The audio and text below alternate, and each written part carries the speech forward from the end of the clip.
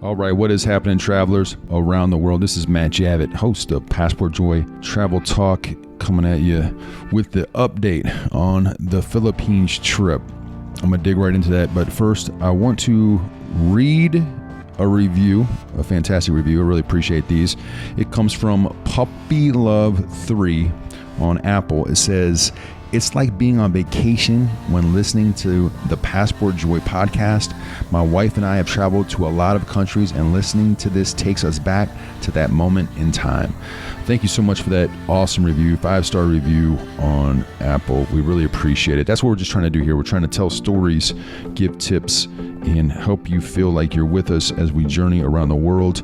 And that's what we try to do on this podcast and at passportjoy.com. The hope is just to be able to give back to the travel community, because we love travel so much, and we know the impact it has had on our lives, that we want to give advice to help you travel better, travel cheaper, get a better cultural experience, and do creative things. So that's what we attempt to do here, and that's what I'm going to try to do on this podcast as I relive our time in the Philippines. And now what I'm going to do is I'm going to do this in a couple of parts.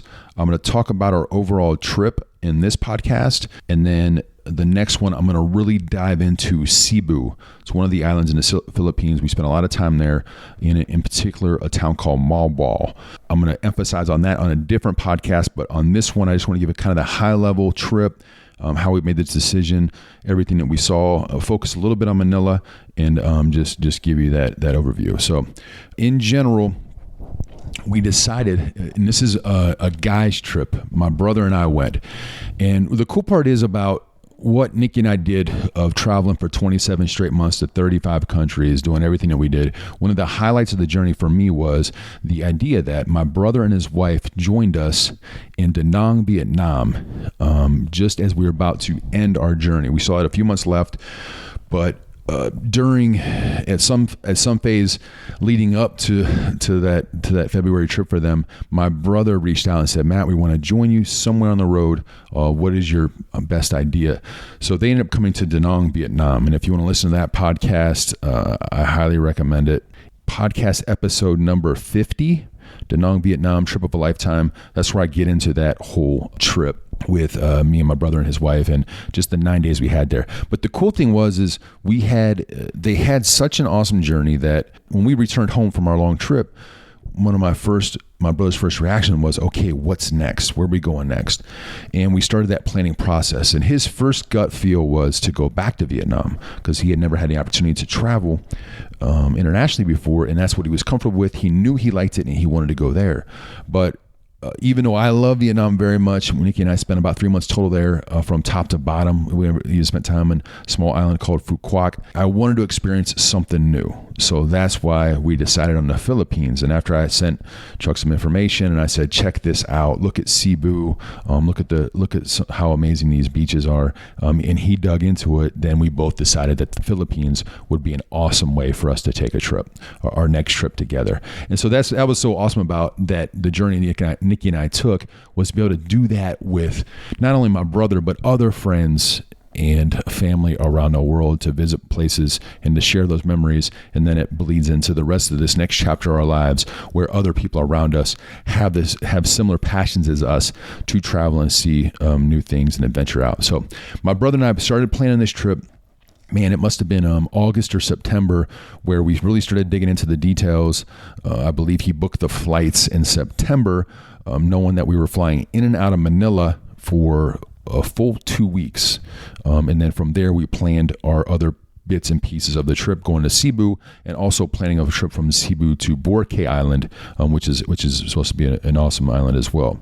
So we had all this planned leading up to the trip, and locked in some of our stays probably in the November timeframe, where we did an Airbnb in Manila, Airbnb in Cebu, and we got a hotel on Boracay. All right, and all this is early February 2020 was the planned travel time.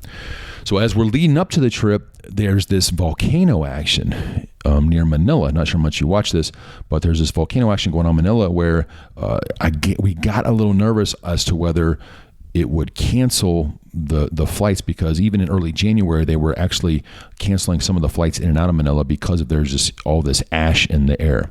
So at one point, I actually called in to United and I just said, hey, I'm looking at options in case we need to move our flight. We might want to fly directly into Cebu just so we don't have to mess with anything. And what's funny was the lady I was talking to was actually in a call center in Manila. And she said, look, you're not going to have any troubles. I'm here now. Your flight's 3 weeks away. This thing is getting blown out of proportion. You'll be fine. So I trusted in her. She gave me some options just in case we wanted to do something. But at the end of the day, I was like, okay, I'm going to trust in this lady. She lives there. She knows what's going on. And she was right. Everything was cool. And what's really, really lucky is when we were looking at those flights, the flights that were going to take us into Cebu were actually through China.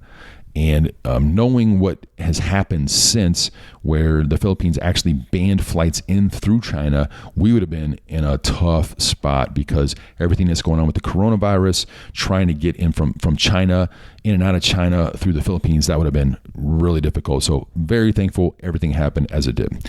All right, so we're on the flight, me and Chuck flying to the Philippines, and it's just like brother time, right? He's my older brother. I've always looked up to him. We just have a blast together. We vibe awesome.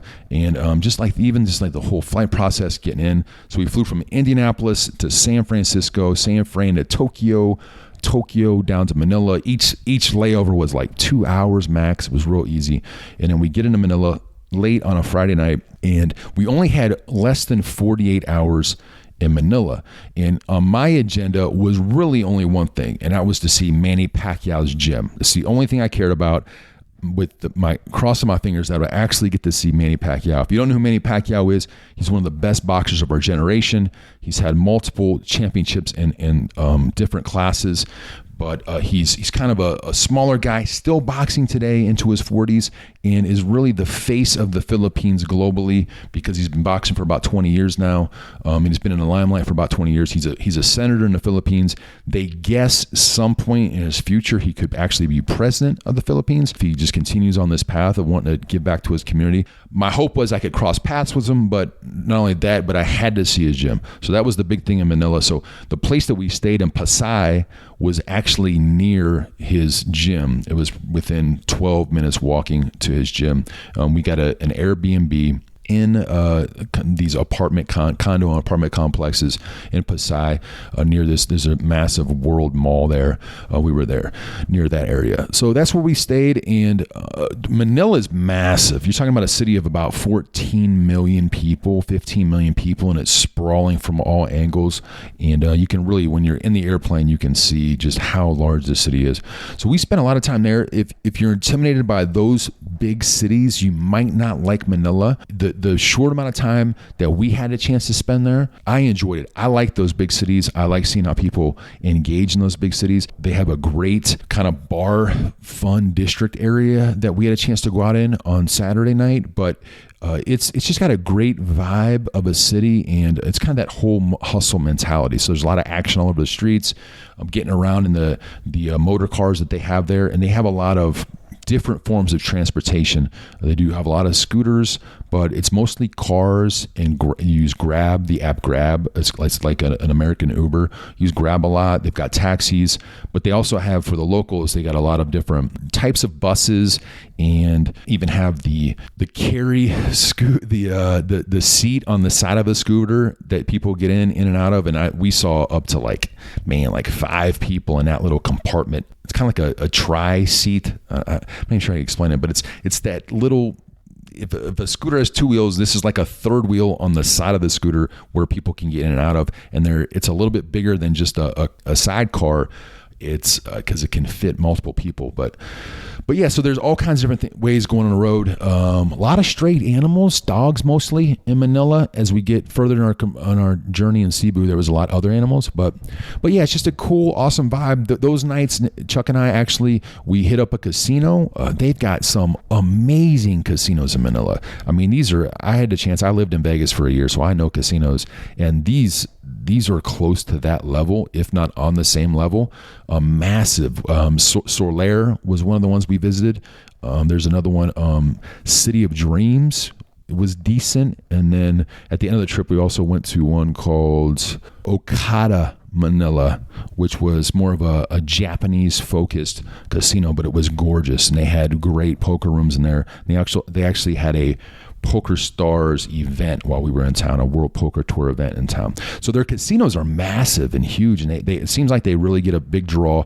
Although there weren't a lot of Chinese in town when we were there because of the coronavirus, you can tell there's a massive Chinese draw, Japanese and Korean, because we asked them how much and how often you saw Americans, and they said not so often, that they didn't see Americans too often. So, but yeah, so this huge city that has a thriving culture, and we had a blast. We had fun those 48 hours, and then from there we went to Cebu. Now in Cebu, I knew that based on my research that I wanted to spend a lot of time on this island because the main thing Chuck wanted to do before we left was get scuba certified. That was a big deal to him, and then he ended up talking me into it, so I bought in, and I was so happy that I did that. And I'll jump into more of the details around that when I talk about the Cebu episode. But that drove us to Cebu and then also to Moalboal, which was the town that we stayed in while we were there.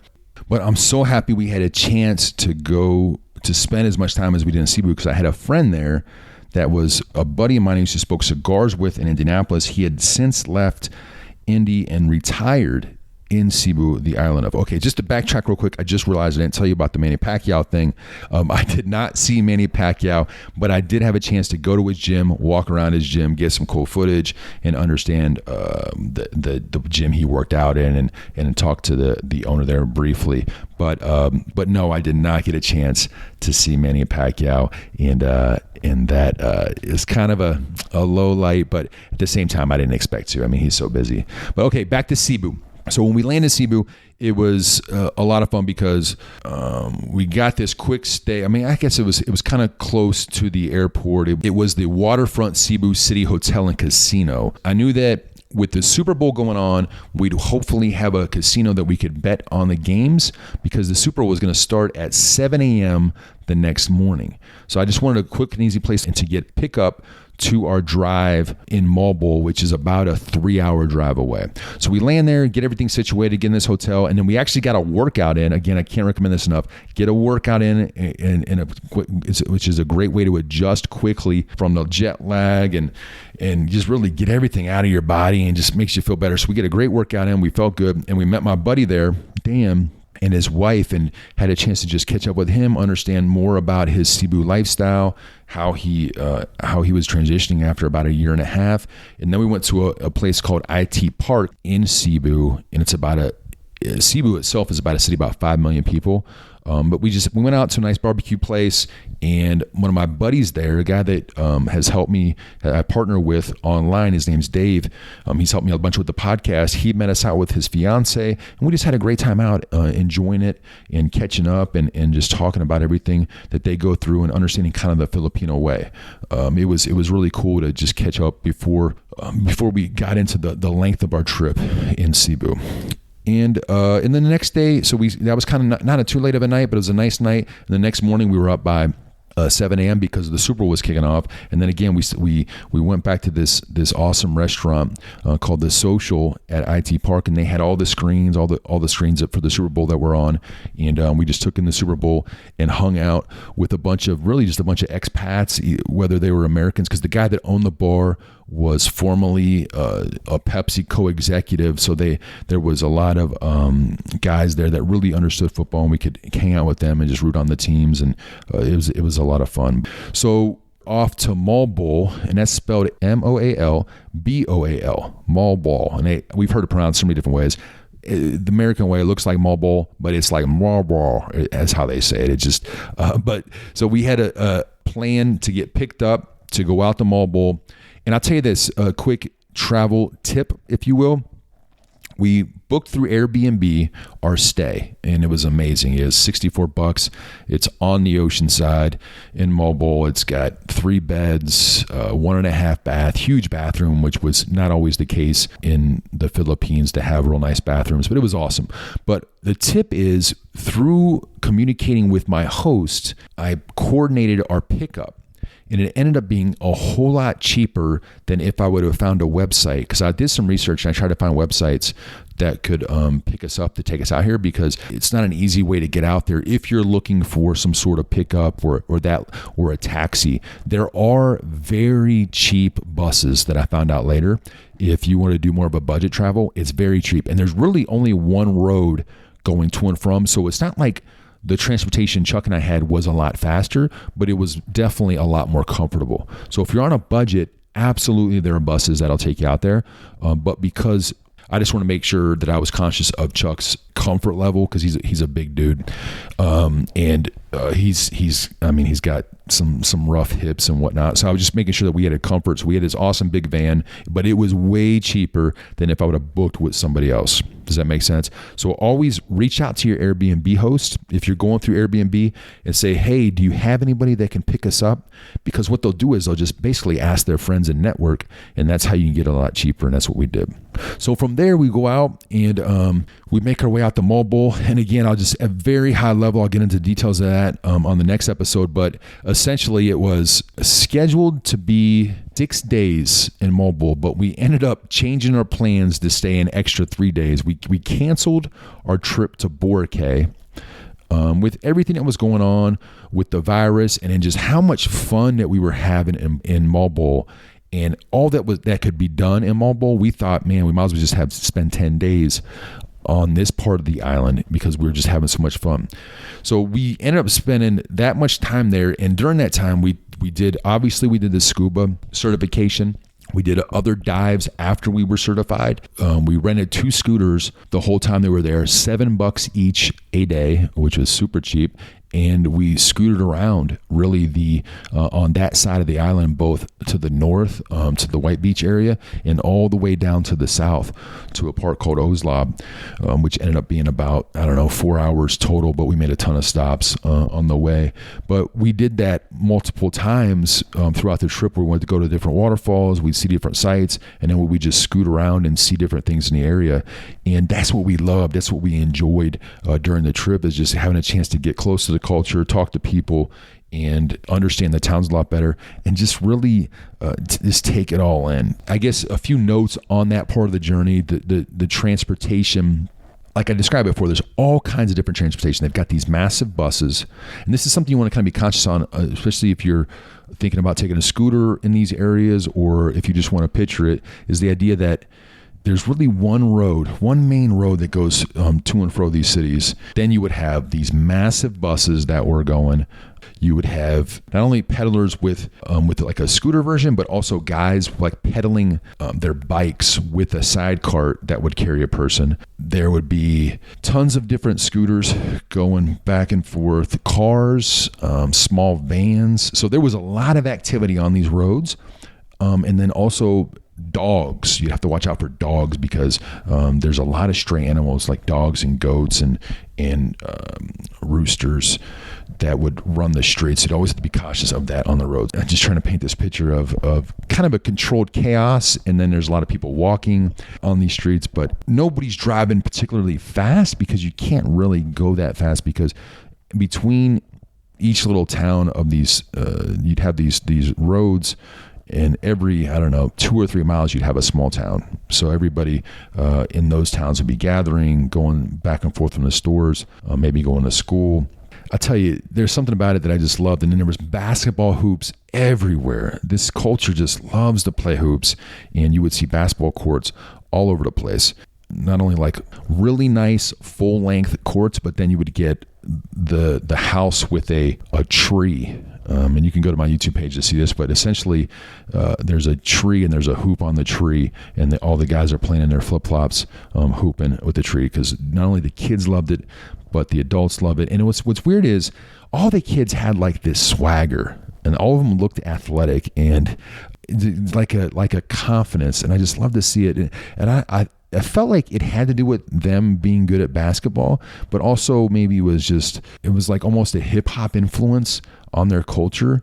And we would see that a lot, not only with the music we would listen to, but just how they talk to each other. Just different to be in an Asian country that had that much Latin influence. And it makes total sense because the Spaniards founded the Philippines. So there's very much a Latino aspect to it. It's just like this coolness of a Latino Asian vibe. And everybody that we talked to was just super cool, genuine, thoughtful, and everybody spoke amazing English. Really good English throughout the process, which made it all very easy to not only communicate, but to negotiate and just understand where you were trying to go. And it just made it a fun trip. To not get too deep into the details of Moalboal, because I'm going to touch on the next time, but the idea is we spent about 10 days there, had a blast between the scuba diving, the scootering around, meeting people, playing hoops with people, late nights drinking, and just hanging out.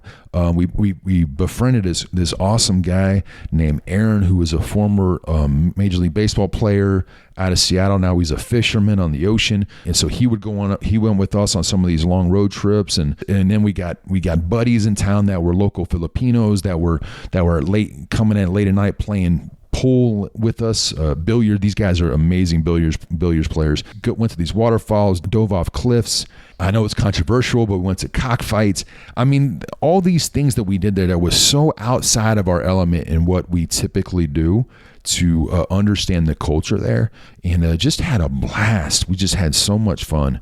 And then so at the end of the trip, at the end of our time in Moalboal, we visited my buddy Dan, the guy that I used to smoke cigars with in Indianapolis and now lives there. We went to his home in Cebu and had a chance to see really how he lived day to day. He has this amazing compound that he bought for super cheap, and then he's since renovated a ton. He's got a basketball court in the back. He's got this huge area where he can bring over the friends and family to socialize and have cookouts. He even has his own cigar room in the back of the house, and then his actual house is, you can tell how just strong and sturdy it is because they do get some big storms that come through these islands. It's just like an amazing way to live, and so many places outdoor they can just sit. Him and his wife Helen can just sit and hang out and talk, and it was cool to really see that because I've just talked about it before, like those post retirement years when you're trying to figure out what you want to do.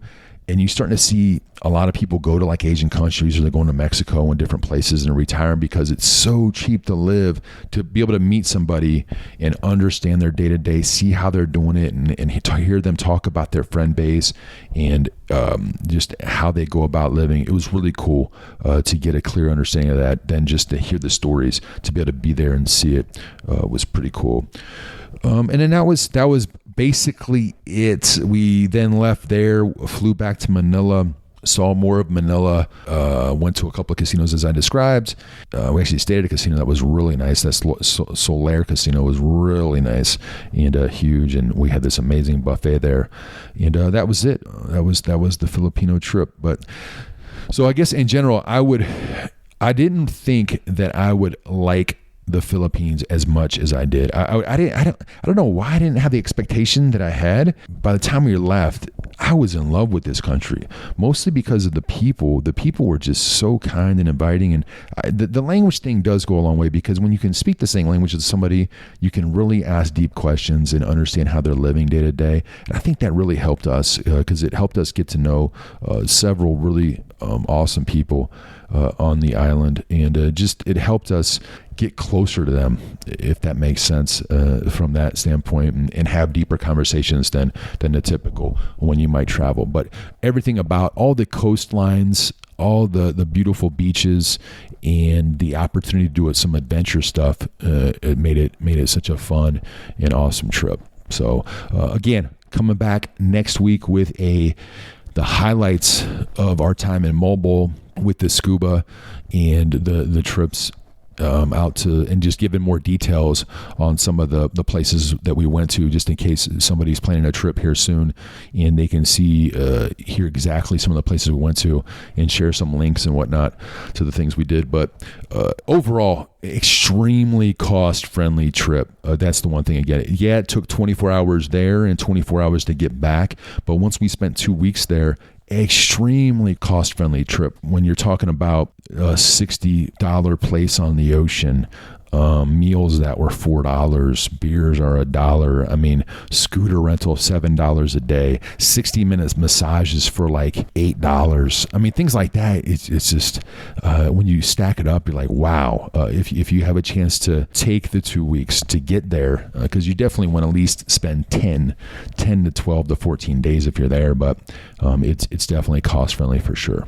All right. I'll come back with some more details in a future episode. As always, feel free to leave a review on any of the platforms, whether it's for World Barbershop Adventures, which has now season 3 out on Amazon Prime, or if you go to the YouTube channel, just keyword search Matt Javit on there, or if you're finding us on Passport Joy Travel Talk on Apple, leave a review. Really appreciate it. Give us those 5 stars, and I'll read your review online on this podcast.